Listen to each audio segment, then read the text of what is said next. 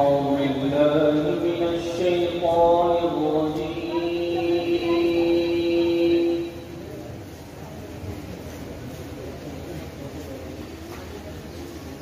بسم الله الرحمن الرحيم.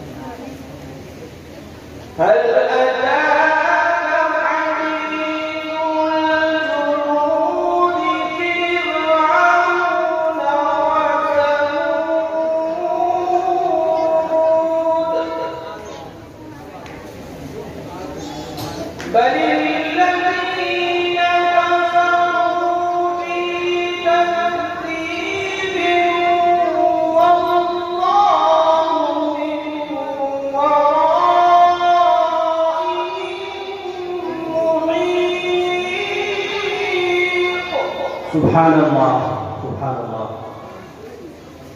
بل هو قرآن مجيد.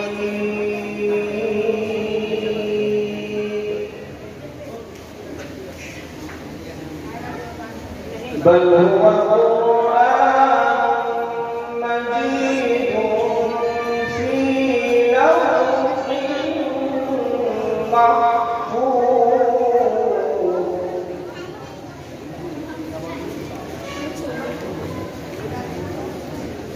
بسم الله الرحمن الرحيم.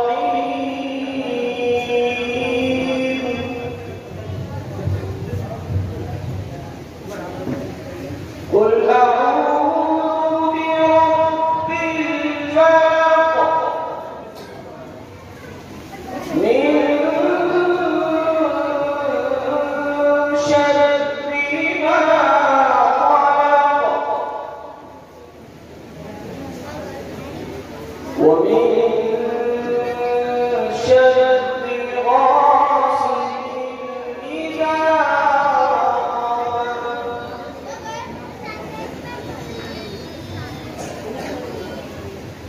قل أعوذ برب الفلق من شر ما خلق ومن شر غاسق إذا وقب. ما شاء الله. ومن شر النفاثات في العقد ومن شر حاسد إذا حسد. صدق الله العظيم. ما شاء الله ما شاء الله. قرآن کریم کی بات اگر کوئی ذات لائق حمد و ثنا ہے تو وہ ذات ہے کہ جس کے لیے بزم ہستی سجائی گئی، جس کے لیے عروس کائنات کے گیسو آراستہ کیے گئے، جنہیں تخت ختم نبوت پر جلوہ گر کیا گیا، جن کی نبوت کا پرچم پوری کائنات میں لہرایا گیا، جنہیں شافی محشر کا اعزاز عطا کیا گیا، جو جمال کائنات، حسن کائنات، زینت کائنات، جن کے چہرے سے سورج کو ضیاء ملتی ہے، جن کے رخساروں کی دمک سے چاند چاندنی حاصل کرتا ہے، جن کے دانتوں کی تنگیر سے جواہرات چمکنے کا ہنر جانتے ہیں، جن کی زلفوں کی لہک سے کائنات بننا سنورنا سیکھتی ہے، جن کی آنکھوں کی سیاہی سے کالے گھٹاؤں کو حسن ملتا ہے، جن کی آنکھوں کی سفیدی سے دن کو اجالا ملتا ہے، جس سے میری مراد